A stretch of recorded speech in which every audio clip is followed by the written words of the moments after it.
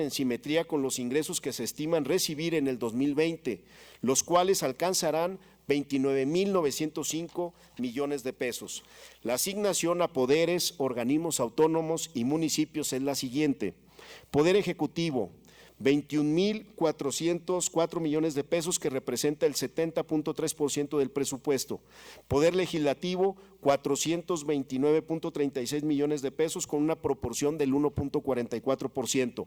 Poder Judicial, 483.56 millones de pesos, que significa el 1.62% del presupuesto. Organismos autónomos, 2.795 millones, que conforman el 9.35%. Y finalmente los municipios, con 5.156 millones de pesos, a quienes se les distribuye el 17.24% del presupuesto. Respecto a la asignación del Poder Ejecutivo, su composición global es la siguiente. Dependencias centralizadas sin el sector educativo, 5.474.7 millones de pesos, que representa una reducción del 13.63%. Organismos públicos descentralizados, 1.202.4 millones de pesos, reportando una caída del 3.05%. Educación, 9.551.4 millones, con un crecimiento del 3.7%. Organismos públicos descentralizados de educación, 514.6 millones de pesos, con un decremento del 13.3%. El sector salud representa 3.834 millones de pesos, con un incremento del 8.8%, y el gasto de la deuda pública por el orden de los 1.213.6 millones de pesos, con un crecimiento del 27.1% debido al programa de amortizaciones y el posible incremento de tasas. Del Poder Legislativo presenta un decremento general del 2.8%. Su composición es la siguiente. Legislatura del Estado, 294.92 millones de pesos, que representa el 69% del presupuesto, y la Auditoría Superior del Estado, con 134.43 millones de pesos, con una composición del 31% del total del Poder Legislativo. Respecto al Poder Judicial, la propuesta de asignación de 483.5 millones de pesos significará una reducción del 6.9% con base a la política presupuestal expuesta. La propuesta de asignación a los organismos autónomos es la siguiente. Comisión Estatal de Derechos Humanos, 38.66 millones de pesos, con una caída del 2.3%. Instituto Zacatecano de Acceso a la Información Pública, 22.54 millones de pesos, con una reducción del 3.13%. Instituto Electoral del Estado de Zacatecas, con un crecimiento del 7.3%. Universidad Autónoma de Zacatecas, 1.909.5 millones de pesos, con un incremento del 0.5%. Tribunal de Justicia Electoral, 34 millones de pesos, con una reducción del 0.1%.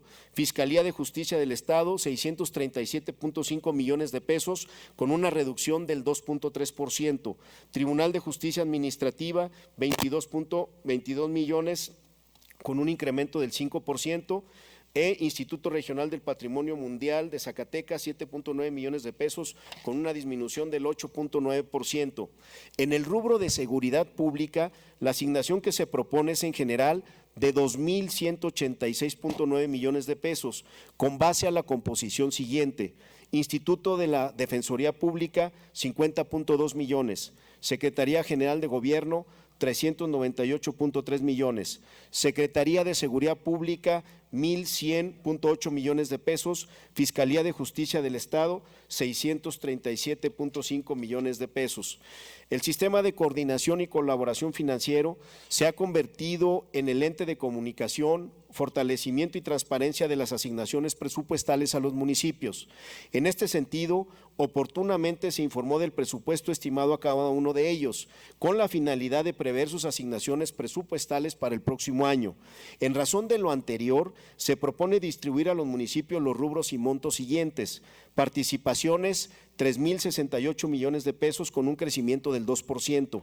Aportaciones, 2.087 millones de pesos, observando un incremento del 3.4%.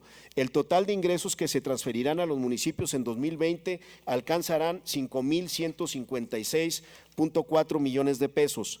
En el rubro de deuda pública, se propone una asignación de 1,213.6 millones de pesos, que representa un crecimiento del 27% con base en la composición siguiente: amortización de la deuda, 195 millones de pesos, intereses de la deuda, 742 millones de pesos, adeudos fiscales de ejercicios anteriores, 276 millones de pesos.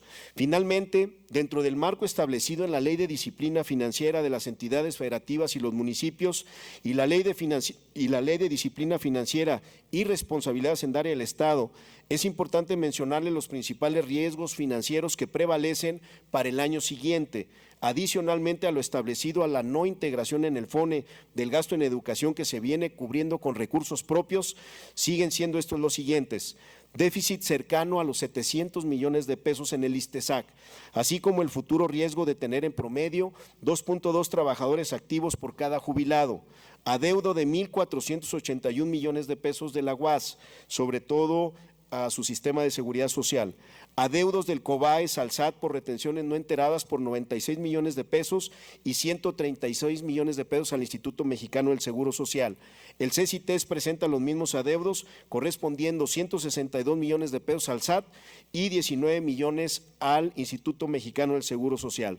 Respecto a municipios, presentan pasivos con el IMSS por el orden de los 900 millones de pesos, así como adeudos laborales y al SAT por no entero de retenciones que no ha sido posible cuantificar. El adeudo de estos entes puede ocasionar afectaciones al Estado a través del Fondo General de Participaciones. Es necesario crear mecanismos estratégicos, jurídicos y financieros que permitan corregir estos riesgos financieros que pueden significar quebrantos de estas instituciones y de los municipios. Como lo había citado, la insuficiencia de recursos para cubrir la nómina de educación del Estado fue reconocida y prevista en presupuestos anteriores. Tal es el caso de lo considerado en las leyes de ingresos bajo el nombre de gestión de recursos para cubrir el gasto educativo, el cual tuvo correspondencia únicamente en el 2016, observándose anualmente déficit presupuestales. Lo anterior confirma la importancia de contar con un presupuesto en equilibrio y con proyección de base cero, lo que significará que en el 2020 estos escenarios no se vuelvan a presentar a costa de no asignar recursos para obra e inversión, pero de no actuar con esta responsabilidad, destinaríamos a nuestro Estado una quiebra financiera con una recuperación incierta y multianual. Diputadas y diputados, es un hecho que se prevé un año muy complicado financieramente para nuestro Estado.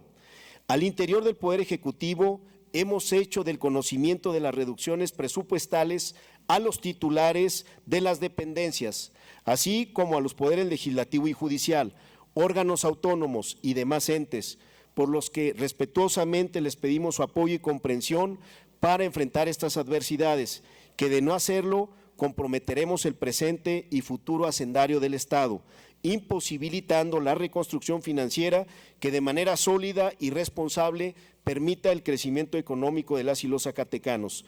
Tengan por seguridad que la propuesta de iniciativas que conforman el paquete económico para el ejercicio fiscal 2020 se encuentran enmarcadas en la disciplina, austeridad, racionalidad y responsabilidad presupuestal, con mecanismos de control más rígidos a la recientemente publicada Ley de Austeridad Republicana, por lo que hemos actuado acorde a las políticas económicas y presupuestales que han implementado desde el Gobierno federal, y de allí el apoyo que hemos recibido de ellos y del que reconocemos y agradecemos.